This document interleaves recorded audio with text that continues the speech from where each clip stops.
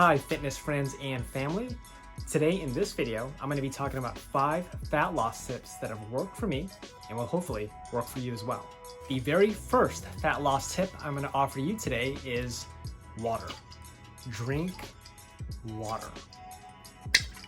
A lot of it. Okay, not a lot of it to the point where you're going to drown yourself, but most likely you're not getting enough. I think the average ratio is about half your body weight in ounces. So if you were 150 to 200 pounds, so say 200 pounds, right? You would drink 100 ounces of water. So divide that by your average cup, which is 8 ounces, you're looking at about 12 cups of water. So you gotta ask yourself, if you're 200 pounds, are you really drinking 12 cups of water? Without water, you wouldn't be alive today. Your body needs it. Your body's made up of over 70% of it. And if you don't drink enough, you might notice that you're starting to feel a little bit laggy, dehydrated. Maybe some side effects would be having some headaches, hunger. So a great thing about drinking a lot of water is it curbs hunger. And it really helps you determine, am I really hungry or am I really just dehydrated? Drinking water before, during, and after a workout is essential for you to feel good. Get some water in your muscles and your body to start feeling pretty well to where you can be able to tackle the rest of the day. In addition, if you need some help in terms of drinking the water, no one wants to carry around a giant mason jar with them. So what I use is my 32-ounce Hydro Flask. So my personal goals for drinking water, since I incorporate a lot of cardio in my workouts, and my workouts tend to be anywhere between 1.5 to 2 hours per day, 6 days a week, I drink between 4 to 6 of these. So that equates to a gallon. So 32 ounces times 4, 120 ounces, which is a gallon. I drink about a gallon to a gallon and a half per day. That's just my personal preference, but it's something that's really worked for me in terms of curbing my hunger, curbing my appetite, and helping me feel really fulfilled. Hold on, did I just say fulfilled? I meant filled or full. Full. I'll go with full. Now, the second tip is going to be eliminating or greatly reducing the amount of junk food / processed food that you're eating every single day. Now, the junk food aspect can be a really tough pill to swallow. I know for me, sodas, chips, just things that I was snacking on. I have a big sweet tooth, so candy was huge. I mean, Snickers, Crunch Bars, chocolate-covered almonds, chocolate-covered raisins, anything covered in chocolate, I would just devour. But as you start your weight loss, fat loss, muscle gaining journey, you have to be really mindful of everything that you're putting in your body. And with junk food, there's not a lot of nutritional value. It's a lot of sugars. It's very calorie heavy, and it doesn't help you feel full. It actually ends up making you crave for more and more and more, and it's really addictive, which is maybe a big reason why we have such a big obesity problem here in the States, is that you don't just stop at one chip. It's impossible. You stop at maybe half the bag or even the full bag, and maybe you want even more after that, either right after you're done eating that big bag of chips or a little bit later in the afternoon or at night as a midnight snack. But I can assure you that once you cut it out of your life, you'll start to feel a whole lot better, and hopefully it'll actually curb your appetite to foods that are a little bit more nutritious. So carrots, some fruits. Fruits are great because they're still sweet, but it's a natural sweetener. So I'm not saying go out and eat 10 pineapples, but I'd rather you eat 10 pineapples than 10 Snickers bars.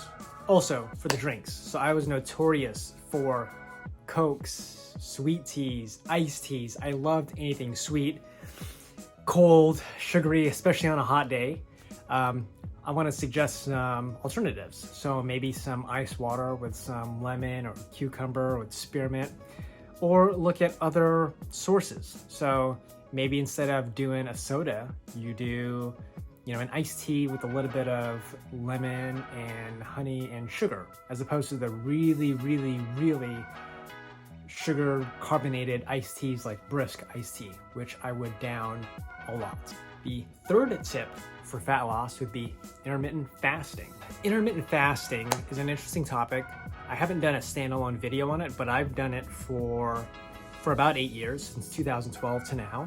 I've done it pretty consistently. The funny thing is, I've been fat with intermittent fasting and really unhealthy, and I've been really healthy to the point where I am today. But I think it's a really useful tool if used appropriately. I think an incredible way to use intermittent fasting is a way to squeeze in some really large filling meals, but not feeling too guilty or getting to the point where you're at a huge caloric surplus where your day's just wasted and you wake up heavier the next day than the day before.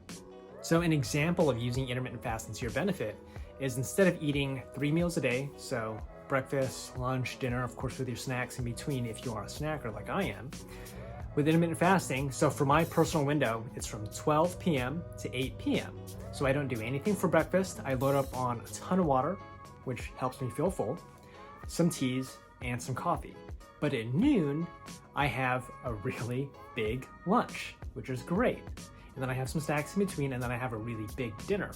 But with all my caloric intake being broken out in 2 meals and some snacks instead of 3, I'm able to feel a lot more full and satisfied from those 2 meals as opposed to spacing it out and maybe feeling a little bit of hunger pangs throughout the day. However, a big thing to note with intermittent fasting, and something that I've personally struggled with, is binge eating. So the reason I mention that is I've mentioned that I was fat also when I was intermittent fasting. And what I did was I would just binge eat. So I would eat the worst foods. I would justify it by saying, hey, I haven't eaten all day, right? It's noon and I haven't eaten breakfast, which I typically did before. I'm gonna go ahead and just scarf my face in, and I'm gonna do the same thing for dinner. But what happens is you end up eating a lot more than you should, a lot more of the wrong foods, and you end up getting heavier, getting fatter. My 4th tip piggybacks along with intermittent fasting, and that's fasted cardio. So I do all of my cardio, typically like 90 to 95% of my cardio is done on an empty stomach. The reason I do fasted cardio is my body has gotten used to running on an empty stomach. Not a lot of things going on, not a lot of movement. I'm not doing big meals and then going out for cardio anyways. And what I found is even if I typically waited an hour and a half after eating, if I did cardio after a meal, I still wouldn't feel as good. Maybe it's just my personal preference, but that's just something that I've always been accustomed to. Your body is needing a fuel source for the cardio. And if you're running on an empty stomach and you have nothing inside of your belly to essentially run off and use as fuel, what do you think it goes for? It goes for the fat. But I want to say this also with experimenting with myself, is depending on the type of cardio and how hard you're going at it. So what I've noticed that works for me is if I go at a steady state pace and my heart rate's not too crazy, it's not all over the place, that's kind of my sweet spot, where I'm going and I'm pacing myself, I'm still breathing good, my lungs feel good, but I'm not overexerting. So I'm not sure exactly how it would be to where maybe your body would go after your muscles if you are really overexerting yourself on an empty stomach. But what I found that works best for me is when I go at it with a easy to medium pace.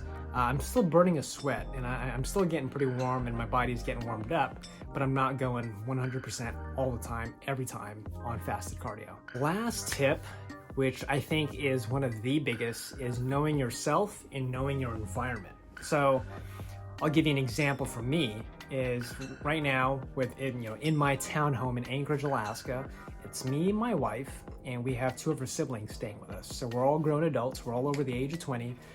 We can all make our own decisions, but for those of you that maybe have, the little kiddos at home and you end up eating their leftovers, or you end up having a bunch of snacks all over the house because of some kiddos or some teenagers, there's gonna be a lot of temptation in the household. So what we've been able to do in my household is essentially eliminate all the junk food. So I'm not tempted anyways, but I can only imagine for somebody that lives in a home with maybe some teens or some other family members that don't adopt those healthy eating, habits, it can be a little tricky. So at this point, a lot of it would rely on your self-discipline and your knowledge taken from this video, amongst other great YouTubers out there that provide really great insight on what they've done to really, reduce their overall body fat and get in better shape. And again, I don't know your schedule. I don't know your work schedule. I don't know your peers. I don't know who you live with.